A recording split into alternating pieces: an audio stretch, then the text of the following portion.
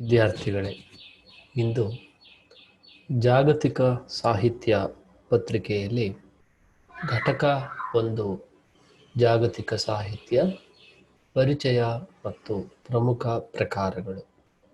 ಇದರಲ್ಲಿ ಈ ದಿನ ಯುರೋಪಿಯನ್ ಸಾಹಿತ್ಯವನ್ನು ಕುರಿತು ತಿಳಿಯೋಣ. ಯುರೋಪಿಯನ್ ಸಾಹಿತ್ಯವನ್ನು ತಿಳಿಯುವುದಕ್ಕೆ ಪೂರ್ವ ತಾವು ಯುರೋಪಿಯನ್ ಭೂಪಟವನ್ನು ವೀಕ್ಷಿಸ್ತಾ ಇದ್ದೀರಾ?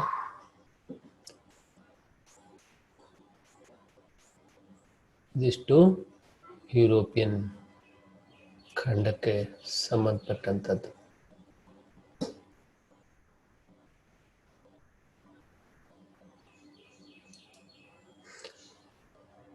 ಯುರೋಪ್ ಸಾಹಿತ್ಯ ಪರಿಚಯಕ್ಕೆ ಪೂರ್ವದಲ್ಲಿ ಯುರೋಪಿನ ಹಿನ್ನೆಲೆಯನ್ನು ಸ್ವಲ್ಪ ಮಟ್ಟಿಗೆ ತಿಳ್ಕೊಳ್ಳೋಣ. ಆನಂತರ ಅದರ ಸಾಹಿತ್ಯಿಕವಾದ ಪರಿಚಯವನ್ನು ಮಾಡಿಕೊಳ್ಳೋಣ. ಜಗತ್ತಿನ 7 ಖಂಡಗಳಲ್ಲಿ ಯುರೋಪ್ 6 ಭೂಖಂಡಗಳು ಮತ್ತು ಒಂದು ಅಟ್ಲಾಂಟಿಕ್ ಸಾಗರದಲ್ಲಿ ಚಾಚಿಕೊಂಡಿರ್ತಕ್ಕಂಥ ಬಹುದೊಡ್ಡ ಒಂದು ಪರ್ಯಾಯ ದ್ವೀಪ. ಈ ಖಂಡದಲ್ಲಿರುವ ಸ್ಕ್ಯಾಂಡಿನೇವಿಯಾ, ಪೋರ್ಚುಗಲ್, ಸ್ಪೇನ್, ಇಟಲಿ ಮುಂತಾದವು ಕೂಡ ಪರ್ಯಾಯ ದ್ವೀಪಗಳಾಗಿವೆ. ಯುರೋಪ್ ಪದದ ಮೂಲ ಅಕಾಡಿಯನ್ ಭಾಷೆಯ ಏರಬ್ ಅಂದರೆ ಸೂರ್ಯ ಮುಳುಗುವ ಪ್ರದೇಶ ಎಂದರ್ಥ. ಜಗತ್ತಿನಲ್ಲಿ ಮತ್ತೆ ಎಲ್ಲೋ ಕಾಣಲಾರದಷ್ಟು ವೈವಿಧ್ಯಮಯವಾದ ಮಾನವ ಚಟುವಟಿಕೆಗಳು ನಿರಂತರವಾಗಿ ನಡೆದದ್ದು ಈ ಖಂಡದಲ್ಲಿ. ಯುರೋಪಿನ ಮಹಾನ್ ಲೇಖಕ ಮೊಲ್ಲರ್ ಇದನ್ನು ಅಪರಿಮಿತ ಸಂಪನ್ಮೂಲಗಳು ಅಡಕವಾಗಿರುವ ಒಂದು ಕೊಠಡಿ ಅಂತ ಹೇಳ್ತಾರೆ.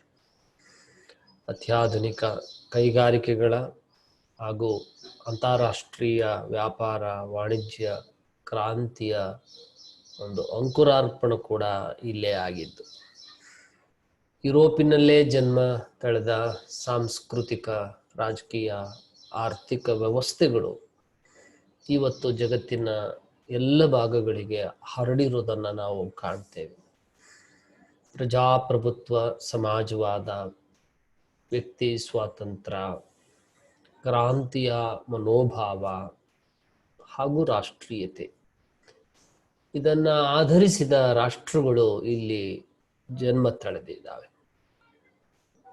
ಯುರೋಪ್ ವೈವಿಧ್ಯಮಯವಾದ ಭೌಗೋಳಿಕ, ಆರ್ಥಿಕ, ಸಾಂಸ್ಕೃತಿಕ ಹಾಗೂ ರಾಜಕೀಯ ವೈಲಕ್ಷಣಗಳನ್ನು ಒಳಗೊಂಡಿರುವಂತಹ ದೇಶ. ಅದಕ್ಕೆ ಅನುಸಾರವಾಗಿ ಉತ್ತರ ಯುರೋಪ್, ಪಶ್ಚಿಮ ಯುರೋಪ್, ಪಶ್ಚಿಮದ ತೀರ ಪ್ರದೇಶಗಳು, ಮಧ್ಯ ಯುರೋಪ್, ದಕ್ಷಿಣ ಯುರೋಪಿನ ಮಧ್ಯಪ್ರದೇಶ, ಮೆಡಿಟರೇನಿಯನ್ ಪ್ರದೇಶ ಮತ್ತು ಪೂರ್ವ ಯುರೋಪ್ ಎಂದು ಈ ಯುರೋಪ್ ಈ ಖಂಡವನ್ನು ವಿಭಾಗ ಮಾಡಬಹುದು. ಉತ್ತರ ಯುರೋಪ್ ನಾರ್ವೆ, ಸ್ವೀಡನ್, ಫಿನ್ಲೆಂಡ್ ಮತ್ತು ಐಸ್ಲ್ಯಾಂಡ್ ದೇಶಗಳನ್ನು, ಪಶ್ಚಿಮ ತೀರ ಪ್ರದೇಶ ಬ್ರಿಟಿಷ್ ದ್ವೀಪಗಳು, ನೆದರ್ಲ್ಯಾಂಡ್, ಫ್ರಾನ್ಸ್, ಬೆಲ್ಜಿಯಂ, ಲಕ್ಸೆಂಬರ್ಗ್ ಈ ದೇಶಗಳನ್ನು, ಮಧ್ಯ ಯುರೋಪ್ ಜರ್ಮನಿ, ಜೆಗೊಸ್ಲೋವಾಕಿಯಾ, ಪೋಲೆಂಡ್, ಸ್ವಿಟ್ಜರ್ಲ್ಯಾಂಡ್ ಮತ್ತು ಆಸ್ಟ್ರಿಯಾ ದೇಶಗಳನ್ನು, ದಕ್ಷಿಣ ಯುರೋಪಿನ ಮಧ್ಯಪ್ರದೇಶ, ಹಂಗೇರಿ, ಯುಗೋಸ್ಲಾವಿಯಾ, ರೊಮೇನಿಯಾ ಮತ್ತು ಬಲ್ಗೇರಿಯಾ ದೇಶಗಳನ್ನು, ಮೆಡಿಟರೇನಿಯನ್ ಪ್ರದೇಶ, ಗ್ರೀಸ್, ಮಾಲ್ಟಾ, ಇಟಲಿ, ದಕ್ಷಿಣ ಜರ್ಮನಿ, ದಕ್ಷಿಣ ಫ್ರಾನ್ಸ್, ಸ್ಪೇನ್ ಮತ್ತು ಪೋರ್ಚುಗಲ್ಗಳನ್ನು ಆ ದೇಶಗಳನ್ನು ಒಳಗೊಂಡಿದೆ. ಪೂರ್ವ ಯುರೋಪು ರಷ್ಯಾವನ್ನು ಕೂಡ ಒಳಗೊಂಡಿದೆ ಅನ್ನುವಂಥದ್ದು. ಕ್ರಿಸ್ತಶಕ ಸುಮಾರು 1000 ಸುಮಾರಿನಲ್ಲಿ ವಿಭಿನ್ನ ಜನಾಂಗಗಳು ಯುರೋಪಿನಲ್ಲಿ ನೆಲೆಗೊಂಡು ಫ್ರಾನ್ಸು, ದಕ್ಷಿಣ ಜರ್ಮನಿ ಮತ್ತು ಸುತ್ತಲಿನ ಪ್ರದೇಶದಲ್ಲಿ ಆರಂಭ ಕಾಲದ ಕೆಲ್ಟ್ ಜನಾಂಗದವರು ವಾಸ ಮಾಡ್ತಾ ಇದ್ರು ಅಂತ ವಿದ್ವಾಂಸರು ಅಭಿಪ್ರಾಯ ಪಟ್ಟಿದ್ದಾರೆ. ಈ ಸಂಸ್ಕೃತಿ ಬ್ರಿಟನ್, ಐರ್ಲೆಂಡ್ ಮತ್ತು ಕೇಂದ್ರ ಯುರೋಪ್, ಕಾಫರ್ಥಿಯನ್ಸ್ ಮತ್ತು ಬಾಲ್ಕನ್ ಪ್ರದೇಶಗಳಿಗೆಲ್ಲ ಹಬ್ಬುತ್ತೆ. ಜರ್ಮನಿಕ್ ಅಥವಾ ಟ್ಯುಟಾನಿಕ್ ಜನಾಂಗದವರ ಮೂಲಗಳ ಬಗ್ಗೆ ಕೂಡ ಸ್ಪಷ್ಟ ವಿವರ ದೊರೆತಿಲ್ಲ. ಕಂಚಿನ ಯುಗದ ಕೊನೆಯ ವೇಳೆಗೆ ಅವರು ದಕ್ಷಿಣ ಸ್ವೀಡನ್, ಡೇನಿಷ್, ಪರ್ಯಾಯ ದ್ವೀಪ, ಉತ್ತರ ಜರ್ಮನಿಗಳಲ್ಲಿ ಇವರು ಹರಡಿಕೊಂಡಿರಬಹುದು ಅಂತ ಅಭಿಪ್ರಾಯ ಪಡ್ತಾರೆ. ಕೆಲ್ಟಿಕ್ ಬುಡಕಟ್ಟುಗಳು ವಾಸ ಮಾಡ್ತಾ ಇದ್ದ ಪ್ರದೇಶಗಳಿಗೂ ಅವರು ಬರ್ತಾರೆ. ಕಪ್ಪು ಸಮುದ್ರದ ವಾಯುವ್ಯ ಭಾಗದಲ್ಲಿ ಕಾಪರ್ಥಿಯನ್ ಬೆಟ್ಟಗಳಾಚೆ ಬಾಲ್ಟಿಕ್ ಸಮುದ್ರದವರೆಗಿನ ಹುಲ್ಲುಗಾವಲು ಪ್ರದೇಶದಲ್ಲಿ ಹಲವು ಬುಡಕಟ್ಟಿನ ಜನ ವಾಸ ಮಾಡ್ತಾ ಇದ್ರು. ಅವರಲ್ಲಿ ಅಲೆಮಾರಿ ಜನಾಂಗದ ಸಿಥಿಯನ್ನರು ಮುಖ್ಯರು. ಯುರೋಪಿನ ನಾಗರಿಕತೆಯತ್ತ ದಾಪುಗಾಲು ಹಾಕಿದ್ರ ಮೊದಲಿಗರಲ್ಲಿ ಗ್ರೀಕರು ಮುಖ್ಯ. ಆಗ್ಲೇನೆ ಗ್ರೀಕ್ ಸಂಸ್ಕೃತಿ ಇಲ್ಲಿ ಬೆಳಿಲಿಕ್ಕೆ ಶುರುವಾಗುತ್ತೆ. ಗ್ರೀಸ್ ದೇಶದ ಮುಖ್ಯ ಭೂಭಾಗದಲ್ಲಿ ಮೈಸಿನಿಯನ್ ಸಂಸ್ಕೃತಿ ಕ್ರಿಸ್ತಪೂರ್ವ 2000ರಲ್ಲಿ ಅಸ್ತಿತ್ವದಲ್ಲಿತ್ತು.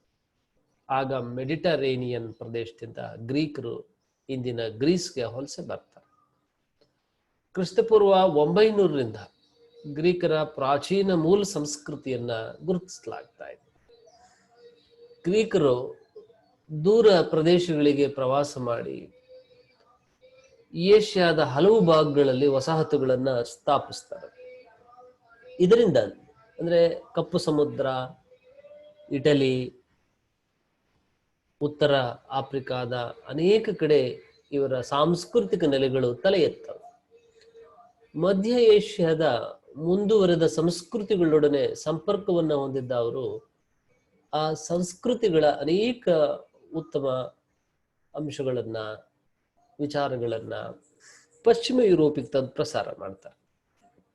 ತಮ್ಮದೇ ಆದ ವಿಶಿಷ್ಟ ಕೊಡುಗೆಗಳು, ಅದರಲ್ಲೂ ತತ್ವಶಾಸ್ತ್ರ, ಗಣಿತ, ವಿಜ್ಞಾನ ಮತ್ತು ಹೊಸ ವಿಚಾರಗಳನ್ನ ಮಂಡಿಸಿ ಅವುಗಳನ್ನು ಆಚರಣೆಗೆ ತರ್ತಾರೆ.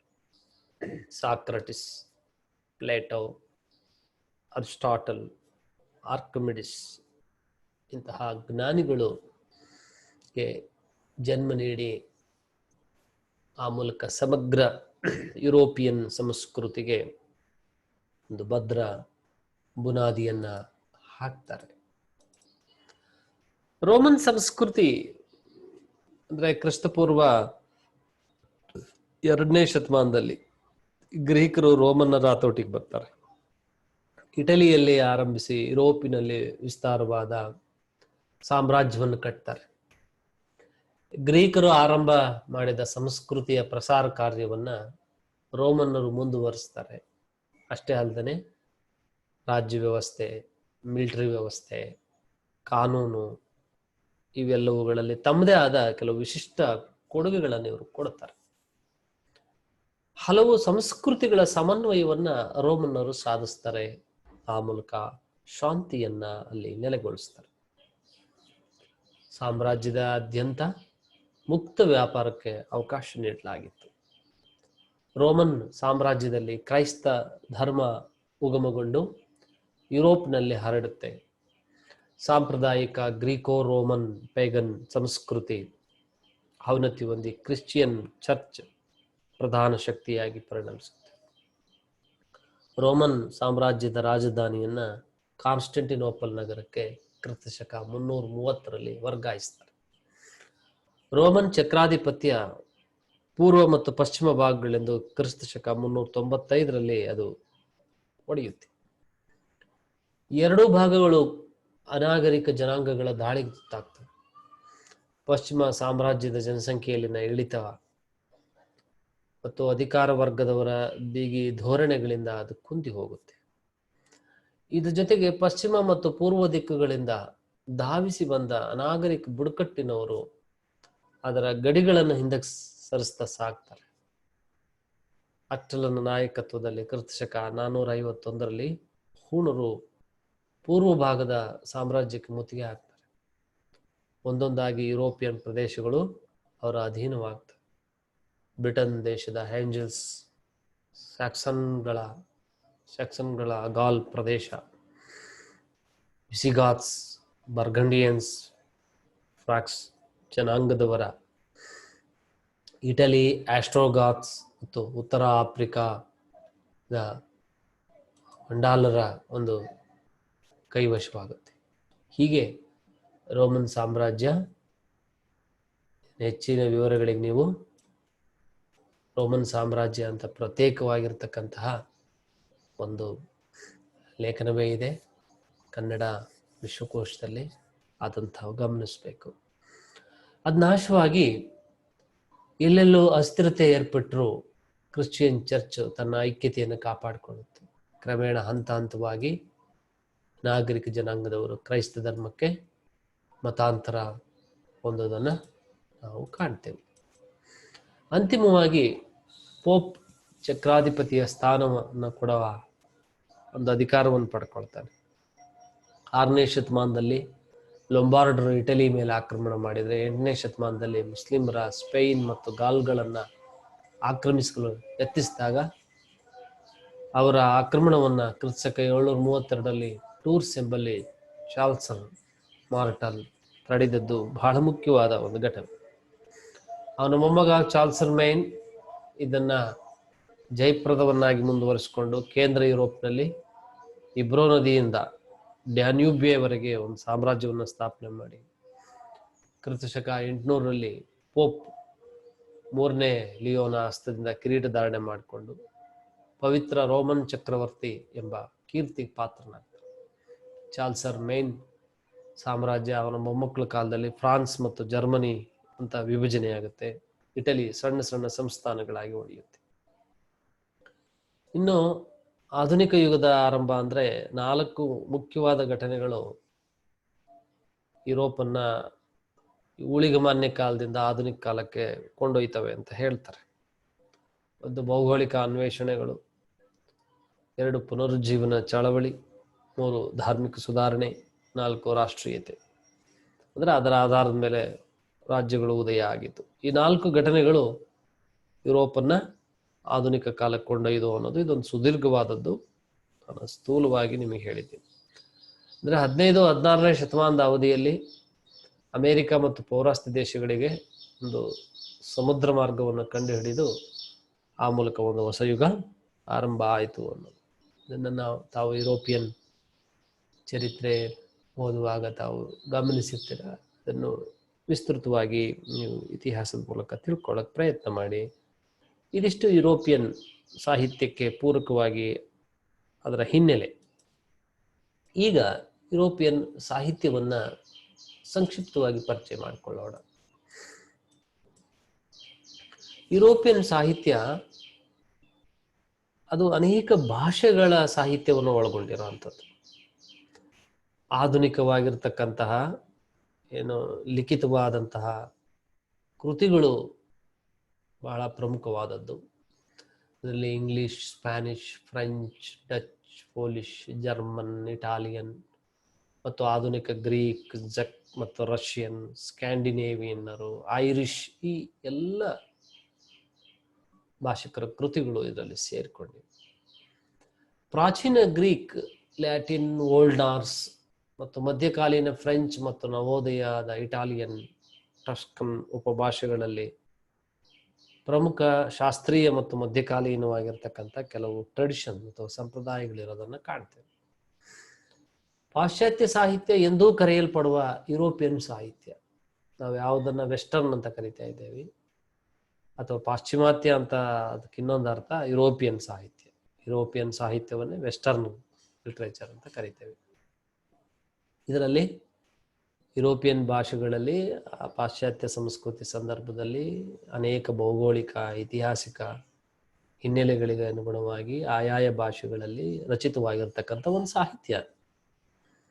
ತುಂಬ ವೈವಿಧ್ಯಮಯವಾಗಿ ಇಂಡೋ ಯುರೋಪಿಯನ್ ಭಾಷೆಗಳಂತೆ ಯುರೋಪಿಯನ್ ಸಾಹಿತ್ಯ ಅದು ಕೂಡ ಒಂದು ರೀತಿ ಹೆಮ್ಮೆಯ ರಾಷ್ಟ್ರಗಳ ಜನಾಂಗಕ್ಕೆ ಸೇರಿದಂತಹ ಒಂದು ಪರಂಪರೆಯ ಭಾಗವಾಗಿಯೂ ಕೂಡ ಅದು ಗುರುತಿಸಲ್ಪಟ್ಟಿದೆ. ಇದನ್ನ ಇಲಿಯಡ್ ಮತ್ತು ಒಡೆಸ್ಸಿ ಬರೆದ ಹೋಮರ್ ಅದರಲ್ಲಿ ತಿಳ್ಕೋಬಹುದು.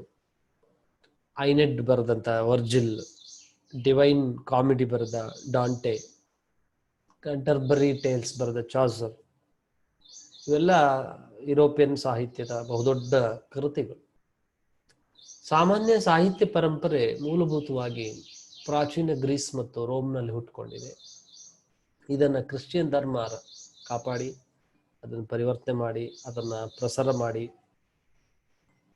ಹೀಗೆ ಯುರೋಪಿಯನ್ ಖಂಡ ಮತ್ತು ಪಶ್ಚಿಮ ಗೋಳಾರ್ಧ ಮತ್ತು ಯುರೋಪಿಯನ್ ನೆಲೆಸಿದಂತಹ ಎಲ್ಲ ಪ್ರದೇಶಗಳಿಗೆ ಇತರ ಎಲ್ಲ ಸ್ಥಳೀಯ ಭಾಷೆಗಳಲ್ಲಿ ಇದು ಹರಡಿಕೊಂಡಿರೋದನ್ನ ನಾವು ಕಾಣ್ಬೋದು. ಬಹಳ ಸ್ಥೂಲವಾಗಿ ಯುರೋಪಿಯನ್ ಸಾಹಿತ್ಯದ ಘಟ್ಟಗಳನ್ನ ಗುರುತಿಸೋದಾದ್ರೆ, ಮೊದಲನೇದು ಪ್ರಾಚೀನ ಸಾಹಿತ್ಯ. ಪ್ಯಾಲೆಸ್ಟೈನ್ನಲ್ಲಿರುವ ಇಸ್ರೇಲಿಯನ್ನರ ಸಂಸ್ಕೃತಿ ಸೇರಿದಂತೆ ಬ್ಯಾಬಿಲೋನಿಯಾ, ಅಜಿರಿಯಾ, ಈಜಿಪ್ಟ್, ಗ್ರೀಸ್, ರೋಮನ್ 5 ಪ್ರಾಚೀನ ನಾಗರಿಕತೆಗಳನ್ನ ಇದು ಒಳಗೊಂಡಿದೆ. ಬಹಳ ಮುಖ್ಯವಾದ ಪ್ರಾಚೀನ ಸಾಹಿತ್ಯದ ಪ್ರಮುಖ ಕೃತಿಗಳನ್ನ ನಾವು ನೋಡೋದಾದ್ರೆ, ದಿ ಎಪಿಕ್ ಆಫ್ ಗಿಲ್ಗಮಿಶ್ ಅಂದ್ರೆ ಇದು ಜಗತ್ತಿನ ಅತ್ಯಂತ ಹಳೆಯ ಮಹಾಕಾವ್ಯ ಅಂತ, ಗಿಲ್ಗಮಿಶ್ ಅಂತ. ದಿ ಕೋಡ್ ಆಫ್ ಹಮುರಾಬಿ, ಇದು ಕೂಡ ವಿಶ್ವದ ಮೊಟ್ಟ ಮೊದಲ ಒಂದು ಕ್ರೋಢೀಕೃತ ಕಾನೂನು, ಅಂದ್ರೆ codified law, first codified law. The book of the dead, ಇದು ಈಜಿಪ್ಟ್ ಪ್ಯಾಂಥೋನಿಯನ್ ಆಚರಣೆಗಳ ಒಂದು ಸಂಕಲನ, ಅಂದ್ರೆ compilation of Egyptian pantheonian and rituals. Holy Bible, ಇದು ಯಹೂದಿಗಳ ಪವಿತ್ರ ಗ್ರಂಥ. ಇಲಿಯಡ್, ಒಡೆಸ್ಸಿ ಗ್ರೀಸ್ನ ಮಹಾಕಾವ್ಯಗಳು. ಹೋಮರ್ ನಿರ್ಮಿತವಾದವೆಂದು ಆಗಲೇ ಪ್ರಸ್ತಾಪ ಮಾಡಲಾಯಿತು. ಮೆಟಮಾರ್ಫೋಸಿಸ್, ರೋಮನ್ ಪುರಾಣ ಮತ್ತು ಸಂಸ್ಕೃತಿಯ ಸಂಕಲನಗಳು. ಅನಿಡ್, ಇದು ರೋಮ್ನ ಮಹಾಕಾವ್ಯ. ರೋಮನ್ ಸಾಮ್ರಾಜ್ಯ ಪತನದ ನಂತರ ಮಧ್ಯಕಾಲೀನ ಸಾಹಿತ್ಯವನ್ನು ನಾವು ಕಾಣ್ತಾ ಇದ್ದೇವೆ. ಇದು ಮಧ್ಯಕಾಲೀನ ಘಟ್ಟಕ್ಕೆ ಸಂಬಂಧಪಟ್ಟದ್ದು. ಅಂದರೆ ರೋಮನ್ ಸಾಮ್ರಾಜ್ಯ ಪತನದ ನಂತರ ಮಧ್ಯಕಾಲೀನ ಅಥವಾ ಮಧ್ಯಯುಗದ ಒಂದು ಘಟ್ಟ ಆರಂಭ ಆಗುತ್ತೆ. ಡಾರ್ಕ್ ಏಜಸ್ ಅಂತಲೂ ಕೂಡ ಇದನ್ನು ಕರೆಯಲ್ಪಡ್ತಾರೆ. ಯಾಕಂದ್ರೆ ಈ ಕಾಲಘಟ್ಟದಲ್ಲಿ ಒಂದು ರೀತಿ ಬುಡಕಟ್ಟುಗಳ ಆಕ್ರಮಣ, ಅನಾಗರಿಕ ಅಂತ ಪದ ಬಳಸ್ತಾರೆ. ಅದು ಅಷ್ಟು ಸೂಕ್ತ ಅಲ್ಲ ಅನ್ನೋಂಥದ್ದು ಆ ಪದ ಬಳಕೆ. ಅನೇಕ ಆಕ್ರಮಣಗಳು ಮತ್ತು ಮುಸ್ಲಿಂ ವಿಜಯಗಳಿಂದ ಈ ಯುಗ ಗುರುತಿಸಲ್ಪಟ್ಟಿದೆ. ಒಂದ್ ಕಡೆ ಯುದ್ಧಗಳು, ಕ್ಷಾಮ, ಹಾವಳಿಗಳು, ಇವೆಲ್ಲ ಸಂಸ್ಕೃತಿ ಮೇಲೆ ಉಂಟು ಮಾಡಿರ್ತಕ್ಕಂಥ ಪರಿಣಾಮ ತುಂಬಾ ಗಮನಾರ್ಹವಾದದ್ದು. ಈ ಯುಗದ ಪುಸ್ತಕಗಳ ಬಗ್ಗೆ ಮಾತಾಡುವಾಗ ಬರುವಂಥದ್ದೇನೆಂದ್ರೆ, ಒಂದು ರೀತಿ ಹೆಚ್ಚು ಬಾಳಿಕೆ ಬರುವಂತಹ ಅಂದ್ರೆ ಈ ಹಸಿರು ಅಥವಾ ಕಪ್ಪು ಮೇಣದಿಂದ ಮುಚ್ಚಿರ್ತಕ್ಕಂಥ, ಅಂದ್ರೆ ಒಂದು ಚರ್ಮದ ಕಾಗದ ರೀತಿ ಮತ್ತು ಮರದ ಹಲಗೆಗಳು, ಇವುಗಳು ಅಲ್ಲಿ ರಚಿತವಾಗಿರ್ತಕ್ಕಂಥದ್ದು. ಈ ಘಟ್ಟದಲ್ಲಿ ಬಂದ ಬಹಳ ಮುಖ್ಯವಾದ ಕೃತಿಗಳು ಅಂದ್ರೆ ಕಿಂಗ್ ಆರ್ಥರ್, ಅಂದ್ರೆ ಜರ್ಫಿ ಆಫ್ ಮಾನ್ಮೌತ್, ನಂತರ Canterbury tales Geoffrey Chaucer, history of British people venerable Bede, divine comedy ಅಲಿಘೇರಿ ಡಾಂಟೆ, ಬಿಯೋಲ್ಫ್ ಅಂದ್ರೆ ಆಂಗ್ಲೋ ಸ್ಯಾಕ್ಸನ್ ಟ್ರೆಡಿಷನ್ಗೆ ಸಂಬಂಧಪಟ್ಟದ್ದು. ಅನಂತರ ನಾರ್ಸ್ ಮಿಥಾಲಜಿ ಅಂದ್ರೆ ಮೈಥಾಲಜಿ, ನಾರ್ಸ್ ಟ್ರೆಡಿಷನ್ ಮೈಥಾಲಜಿ. ಅನಂತರ ಸಿಟಿ ಆಫ್ ಗಾಡ್, ಇದು ಕೂಡ ಸೆಂಟ್ ಅಗಸ್ಟಿನ್ ಆಪಿಪೋ. ಇವೆಲ್ಲ ಮಿಡಿವಲ್ ಅಂದ್ರೆ ಮಧ್ಯಕಾಲೀನ ಸಂಬಂಧಪಟ್ಟಂಥವುಗಳು. ನಂತರ ನವೋದಯ ಸಾಹಿತ್ಯ ನೋಡೋದಾದ್ರೆ, ಅಂದ್ರೆ ನವೋದಯ ಅಥವಾ ಪುನರುಜ್ಜೀವನ ಅಂತ ಏನು ಕರಿತೀವಿ, ಅಥವಾ ಪುನರುದಯ, ಈ ಪದವನ್ನು ಮಧ್ಯಯುಗದಲ್ಲಿ ಯಶಸ್ವಿಯಾದಂತಹ ಒಂದು ಯುರೋಪಿನ ಐತಿಹಾಸಿಕ ಘಟ್ಟವನ್ನಾಗಿ ಕರೀತಾರೆ. ಇದು ಒಂದು ರೀತಿ ಬೌದ್ಧಿಕ ಮತ್ತು ಕಲಾತ್ಮಕವಾದ ಏನು ವಿಚಾರಗಳು ಇದ್ವು, ಆ ವಿಚಾರಗಳ ಒಂದು ಹೊಸ ಮನೋಭಾವವನ್ನ ಇದು ಪುನರುಜ್ಜೀವನಗೊಳಿಸುತ್ತೆ. ರಾಜಕೀಯ, ಧಾರ್ಮಿಕ, ತಾತ್ವಿಕ ವಿದ್ಯಮಾನಗಳು ಈ ಘಟ್ಟದ ಬಹಳ ಮುಖ್ಯವಾದ ಲಕ್ಷಣ. ಇದು ಮೂಲಭೂತವಾಗಿ ಪ್ರಾಚೀನ ಗ್ರೀಸ್ ಮತ್ತು ರೋಮನ್ ಒಂದು ಚೈತನ್ಯದ ಪುನರುಜ್ಜೀವನ. ಬಹಳ ಮುಖ್ಯವಾದ ಈ ಘಟ್ಟದಲ್ಲಿ ಸಾಹಿತ್ಯಿಕವಾಗಿ ತುಂಬಾ ಶಾಸ್ತ್ರೀಯ ಅನ್ಬಹುದಾದ, ಅತ್ಯುತ್ತಮವೆನ್ನಬಹುದಾದ ಬರಹಗಾರಗಳನ್ನ ತುಂಬಾ ಆಸಕ್ತಿಯಿಂದ ಅವರನ್ನ ಮತ್ತು ಅವ್ರ ಕೃತಿಗಳನ್ನ ಶೋಧ ಮಾಡ್ತಾರೆ. ಅವುಗಳನ್ನು ಪತ್ತೆ ಹಚ್ಚಿ ವಿಶ್ಲೇಷಣೆ ತೊಡಗಿಸ್ಕೊಳ್ತಾರೆ. ಪ್ರಾಚೀನ ಅನಂತರ ಗ್ರಂಥಗಳನ್ನು ಅನುವಾದ ಕೂಡ ಮಾಡ್ತಾರೆ ಅವರು. ಸುಮಾರು 1450ರಿಂದ ಯುರೋಪಿಯನ್ ಇಲ್ಲಿ ಮುದ್ರಣದ ಬೆಳವಣಿಗೆಗಳಿಂದ ಇದು ಪ್ರಸಾರಕ್ಕೆ ಸಹಾಯ ಕೂಡ ಆಗುತ್ತೆ. ಮತ್ತೆ ಈ ಘಟ್ಟದ ಇನ್ನೊಂದು ವಿಶಿಷ್ಟ ಅಂದ್ರೆ ಸಣ್ಣ ಕತೆ, ಕಾದಂಬರಿ, ಕತೆ, ಈ ಬಗೆಯ ಕೃತಿಗಳು ಕೂಡ ರಚನೆ ಆಗ್ತಾ ಇದೆ. ಈ ಯುಗದ ಕೆಲವು ಪ್ರಭಾವಶಾಲಿ ವ್ಯಕ್ತಿಗಳನ್ನು ನೋಡಿದ್ರೆ ನಮಗೆ ಈ ನವೋದಯ ಅಂದ್ರೆ ಯುರೋಪಿಯನ್ ಇದರಲ್ಲಿ ನವೋದಯದ ನಮಗೆ ಸ್ಪಷ್ಟ ಆಗುತ್ತೆ. ತಾವು ಕೇಳಿರ್ತಾರೆ ಕೆಲವು, ಜೋಹನ್ಸ್ ಗುಟೆನ್ಬರ್ಗ್ ಅಂತ, ಏನು ಮೂವಬಲ್ ಟೈಪ್ ಪ್ರಿಂಟಿಂಗ್ ಪ್ರೆಸ್ ಅನ್ನ ಕಂಡುಹಿಡಿದವನು. ಅನಂತರ ಡೆಸಿಡೆರಿಯಸ್ ಎರಾಸ್ಮಸ್, ಇವನು ಮಾನವತಾ ಆಂದೋಲನವನ್ನು ಪ್ರಾರಂಭ ಮಾಡ್ತಾರೆ. ಮಾರ್ಟಿನ್ ಲೂಥರ್, ಯುರೋಪಿನಲ್ಲಿ ಸುಧಾರಣೆಗಳನ್ನು ಮಾಡಿದಂಥವ್ರು. ಕ್ರಿಸ್ಟೋಫರ್ ಕೊಲಂಬಸ್, ಈತ ಡಿಸ್ಕವರ್ಡ್ ದಿ ನ್ಯೂ ವರ್ಲ್ಡ್ ಅಂದ್ರೆ ಅಮೇರಿಕಾಸ್ ಅನ್ನು ಕಂಡು ಹಿಡಿದವನು.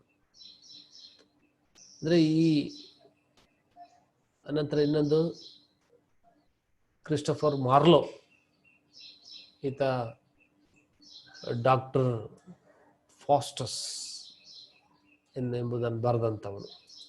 ಇವೆಲ್ಲ ಬಹಳ ಪ್ರಮುಖವಾದ ಘಟ್ಟಗಳು. ಇನ್ನು 17ನೇ ಶತಮಾನಕ್ಕೆ ಹೋಗೋಣ. 17ನೇ ಶತಮಾನಕ್ಕೆ ಬಂದ್ರೆ ಈ ಘಟ್ಟದಲ್ಲೂ ಕೂಡ ನಿರಂತರ ಕಿರುಕುಳ, ಹಿಂಸೆಯ ಒಂದು ಕಾಲಘಟ್ಟ ಇದೆ. ರಾಜಕೀಯ ಮತ್ತು ಸಮಾಜ, ಸಾಹಿತ್ಯ ಕೂಡ ಇದಕ್ಕೇನು ಹೊರತಲ್ಲ. ಜಾನ್ ಡನ್ ಇಂದ ಹಿಡಿದು ಜಾನ್ ಡ್ರೈಡನ್ ವರೆಗೆ ಎಲ್ಲ ಗಂಭೀರ ಬರಹಗಾರರು ಎದುರಿಸಿದ್ದ ಈ ಶತಮಾನದ ಬಹಳ ದೊಡ್ಡ ಪ್ರಶ್ನೆ ಏನಂತಂದ್ರೆ ಮೈಕೆಲ್ ಡಿ ಮಾಂಟೆಗ್ನ ಅವರ ವಾಟ್ ಡು ಐ ನೋ ಅನ್ನುವಂಥದ್ದು ಎಲ್ಲರನ್ನೂ ಮತ್ತೆ ಚರ್ಚೆಗೆ ಇಡ್ ಮಾಡಿದಂಥ ಸಂಗತಿ. ಅದು ಧರ್ಮ ಇರ್ಬೋದು, ಮೆಟಾಫಿಸಿಕ್ಸ್ ಇರ್ಬೋದು, ನೈತಿಕತೆ ಇರ್ಬೋದು, ರಾಜಕೀಯ ಅರ್ಥಶಾಸ್ತ್ರ ಇರ್ಬೋದು, ನೈಸರ್ಗಿಕ ವಿಜ್ಞಾನ ಇರ್ಬೋದು, ನಂಬಿಕೆ, ಕಾರಣ ಮತ್ತು ಅಧಿಕಾರದ ಸಂಬಂಧಗಳ ನಿರ್ಣಯವನ್ನ ಈ ಕಾಲಘಟ್ಟದಲ್ಲಿ ಹೆಚ್ಚು ಚರ್ಚೆಗೆ ಒಳಗಾಗುತ್ತೆ. ಅದಕ್ಕೇನೆ ಈ ಕಾಲವನ್ನ ಏಜ್ ಆಫ್ ರೀಸನ್ ಅಂತ ಕರೀತಾರೆ. ಏಜ್ ಆಫ್ ರೀಸನ್ ಅಂತ ಕರೀತಾರೆ.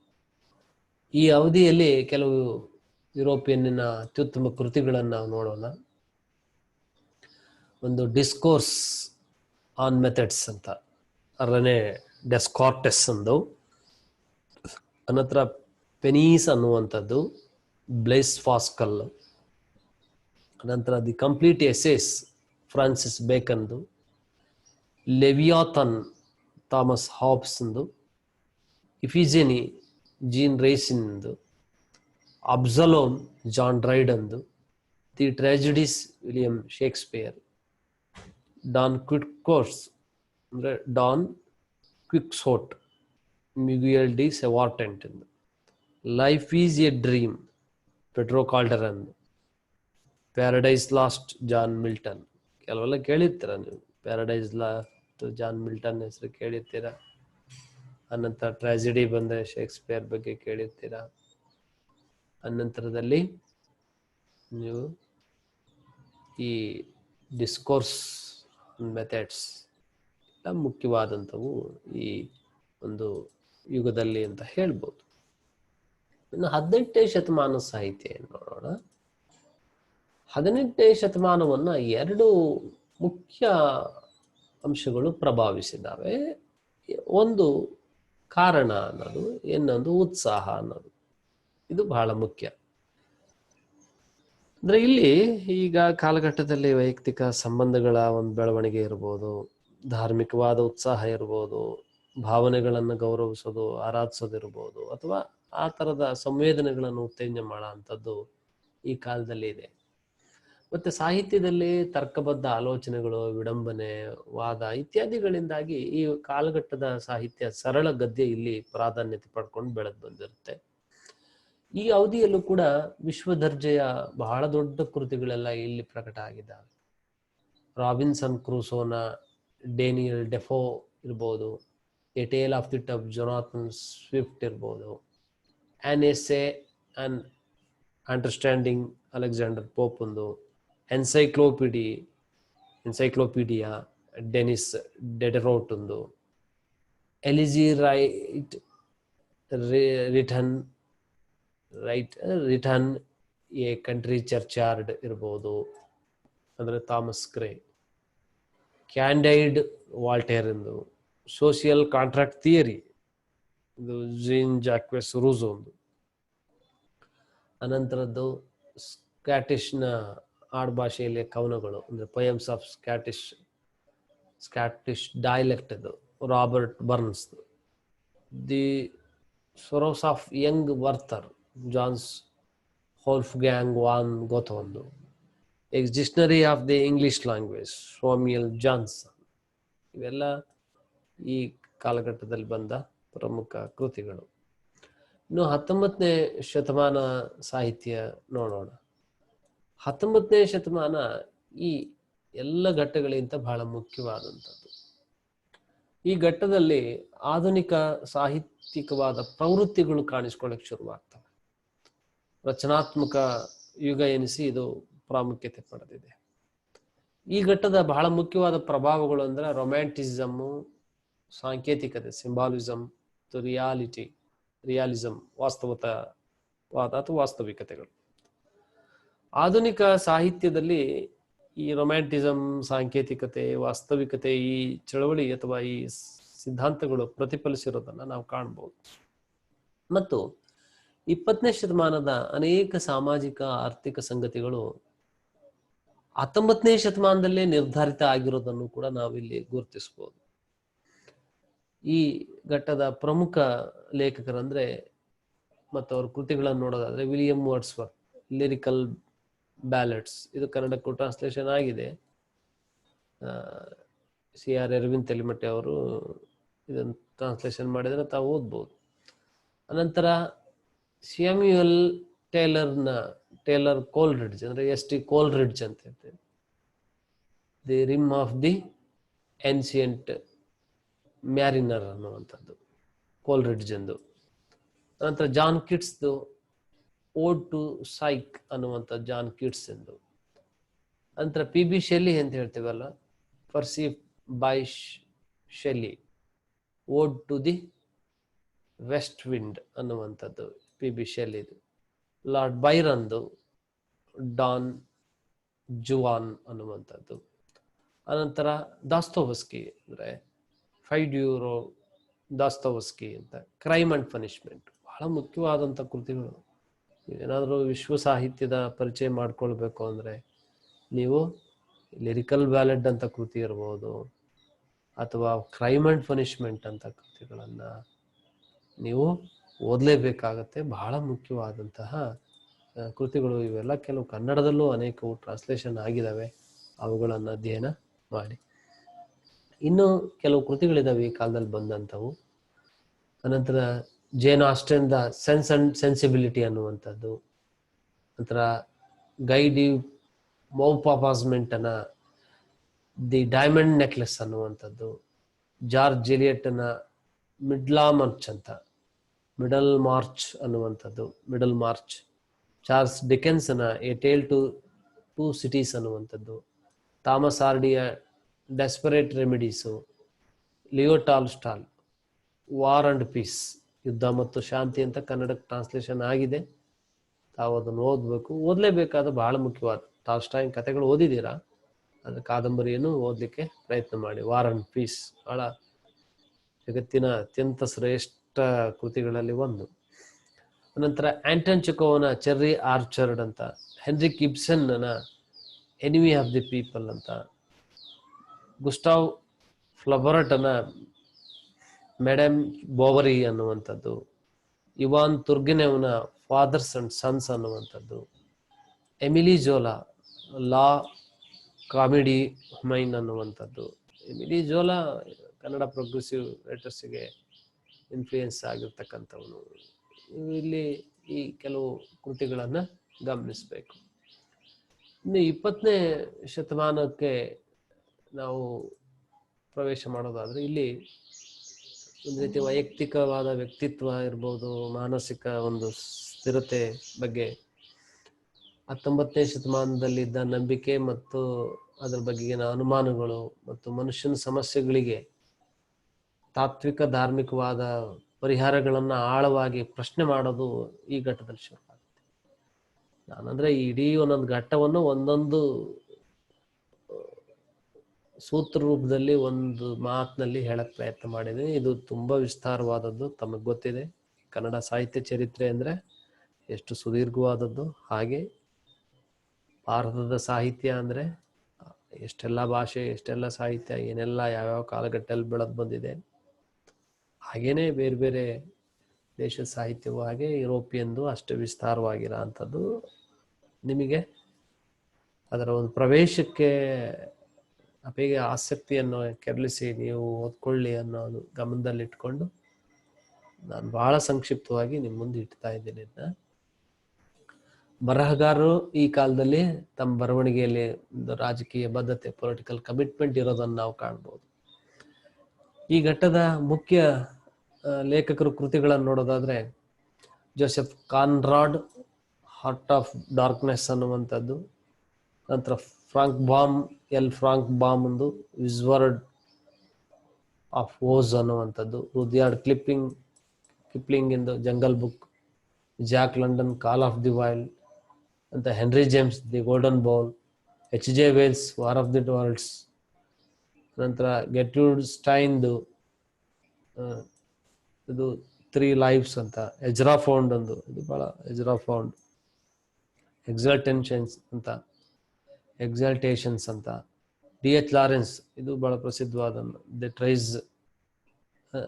ಟ್ರೆಸ್ಪಸರ್ ಅನ್ನುವಂಥ ಕೃತಿ, ಚಾರ್ಲ್ಸ್ ಡಿಕನ್ಸ್ ಒಂದು a tale of 2 cities, Arthur Conan Doyle Sherlock Holmes, ಇವೆಲ್ಲ 20ನೇ ಶತಮಾನದಲ್ಲಿ ಬರ್ತಕ್ಕಂಥ ಪ್ರಮುಖ ಕೃತಿಗಳು. ನಂತರ ಜಾನ್ ಗಾಲ್ಸ್ವರ್ತಿಯ quality, James Joyce Ulysses, Virginia Woolf Mrs Dalloway, T.S. Eliot the waste land, Aldous Huxley kangaroo, Franz Kafka metamorphosis, Ernest Hemingway the old man and the sea, Samuel Beckett waiting for Godot. ಇವಿಷ್ಟು 20ನೇ ಶತಮಾನದಲ್ಲಿ ಬರೋ ಪ್ರಮುಖ ಕೃತಿಗಳು. ವಿದ್ಯಾರ್ಥಿಗಳೇ, ಇದು ಒಂದು ರೀತಿ ಯುರೋಪಿಯನ್ ಸಾಹಿತ್ಯವನ್ನು ಕುರಿತ ಒಂದು ವಿಹಂಗಮ ನೋಟ ಅಷ್ಟೆ, ಪಕ್ಷಿ ನೋಟ. ಹೇಗೆ ನಾವು ಇದನ್ನ ಒಂದು ಕ್ಷಣದಲ್ಲಿ ನಾವು ನೆನಪಿಸ್ಕೊಳ್ಬಹುದು ಅನ್ನುವ ರೀತಿಯಲ್ಲಿ ನಿಮ್ಮ ಮುಂದೆ ನಾನು ಮಂಡಿಸಿದ್ದೀನಿ. ಯುರೋಪಿಯನ್ ಸಾಹಿತ್ಯದ ಒಂದು ಸ್ಥೂಲ ಪರಿಚಯ ನಿಮಗಾಗಿದೆ. ನಾನು ಇಲ್ಲಿ ಮಂಡಿಸಿರೋ ವಿಚಾರಗಳು ನಿಮಗೆ ಮನನ ಆಗಿದ್ದಾವೆ ಅಂತ ನಾನು ಭಾವಿಸಿದ್ದೀನಿ. ಇದಕ್ಕೆ ಸಂಬಂಧಪಟ್ಟಂತೆ ಕೆಲವು ಪ್ರಶ್ನೆಗಳಿದ್ದಾವೆ, ಅವುಗಳಿಗೆ ಒಂದು ಉತ್ತರ ಸಿದ್ಧ ಮಾಡಿಕೊಳ್ಳಿ. ಒಂದು, ಯುರೋಪಿನ ಸಾಹಿತ್ಯವನ್ನು ಪರಿಚಯಿಸಿ. ಯುರೋಪಿನ ಸಾಹಿತ್ಯದ ಯುರೋಪಿಯನ್ ಸಾಹಿತ್ಯ ವಿವಿಧ ಘಟ್ಟಗಳಲ್ಲಿ ಬೆಳೆದು ಬಂದ ಬಗೆಯನ್ನು ವಿವರಿಸಿ. ಹೆಚ್ಚು ಕಮ್ಮಿ ಪ್ರಶ್ನೆ ಉತ್ತರ ಎರಡಕ್ಕೂ ಒಂದೇ, ಅಂದ್ರೆ ಕೇಳಿರುವ ರೀತಿ ಬೇರೆ ಇದೆ. ಸ್ಥೂಲವಾಗಿ ಪರಿಚಯ ಮಾಡಿಕೊಡಿ, ಇಲ್ಲಿ ಬೇರೆ ಬೇರೆ ಘಟ್ಟಗಳನ್ನಾಗಿ ವಿಭಜಿಸಿಕೊಂಡು ಅದನ್ನ ವಿವರಿಸಿ ಪ್ರಯತ್ನ ಮಾಡಿ. ಬಹಳ ಮುಖ್ಯವಾದ್ದು ಕನ್ನಡದಲ್ಲಿ ನಮಗಿರೋವಂಥದ್ದು ಅಂದ್ರೆ ಕನ್ನಡ ವಿಶ್ವಕೋಶ ಇದೆ, ಮೈಸೂರು ವಿಶ್ವವಿದ್ಯಾನಿಲಯದ್ದು. ಅದರಲ್ಲಿ ತುಂಬಾ ಸುದೀರ್ಘವಾಗಿ ನಿಮಗೆ ಯುರೋಪಿಯನ್ ಒಂದು ಖಂಡದ ಹಿನ್ನೆಲೆ ಎಲ್ಲ ಸಿಗುತ್ತೆ ನಿಮಗೆ. ಅದಲ್ಲದೆ ಇಂಗ್ಲಿಷ್ನಲ್ಲಿ ಕೆಲವು ವರ್ಲ್ಡ್ ಲಿಟ್ರೇಚರ್ ಸಂಬಂಧಪಟ್ಟಂತೆ the treasury of world literature ಅನ್ನುವಂಥದ್ದು, ರೀಡಿಂಗ್ಸ್ ಇನ್ ವರ್ಲ್ಡ್ ಲಿಟ್ರೇಚರ್ ಅನ್ನುವಂಥ ಅನೇಕ ಕೃತಿಗಳಿದ್ದಾವೆ. ಮತ್ತು ಅಂತರ್ಜಾಲದಲ್ಲೂ ಕೂಡ ತಮಗೆ ಈ ಬಗ್ಗೆ ಸಾಕಷ್ಟು ಮಾಹಿತಿಗಳು ಸಿಗುತ್ತೆ. ಅದೆಲ್ಲವನ್ನು ತಾವು ಪರಾಮರ್ಶನ ಮಾಡೋದ್ರ ಮೂಲಕ ಯುರೋಪಿಯನ್ ಸಾಹಿತ್ಯ ಒಂದು ಪ್ರವೇಶವನ್ನು ನೀವು ಮಾಡಬೇಕು. ಆ ಮೂಲಕ ಜಗತ್ತಿನ ಸರ್ವಶ್ರೇಷ್ಠ ಲೇಖಕರು ಅವರ ಕೃತಿಗಳನ್ನು ಓದುವ, ತಿಳ್ಕೊಳ್ಳುವ ಮೂಲಕ ನಿಮ್ಮ ಜ್ಞಾನ ವಿಸ್ತರಣೆ ಮಾಡಿಕೊಳ್ಳಿ ಅಂತ ನಾನು ಅಪೇಕ್ಷಿಸ್ತೇನೆ. ಧನ್ಯವಾದಗಳು.